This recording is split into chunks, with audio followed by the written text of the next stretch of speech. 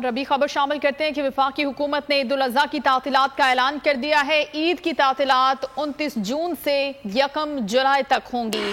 आपको बताएं कि वफाकी हुकूमत ने ईद उल अज़हा की तातीलात का ऐलान कर दिया है। ईद की तातीलात 29 जून से 1 जुलाई तक होंगी। नोटिफिकेशन जारी कर दिया से ईद की तातीलात से मुताल्लिक और बताया गया है कि 29 जून से 1 जुलाई तक ईद की तातीलात होंगी।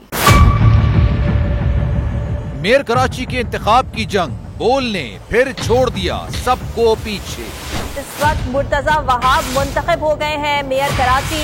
ये ऐलान कर दिया गया है बाकायदा तौर पर अब सरकारी तौर पर मुर्तजा वहाब मेयर कराची मुंतखब हो गए हैं। सहाफती रिवायत रखी बरकरार, बोल ने दिखाई सबसे बड़ी ट्रांसमिशन। और ये सब्जेक्ट था, मैंने आपको कहा नंबर गेम में जमात इस्लामी के पास नंबर पूरे नहीं है।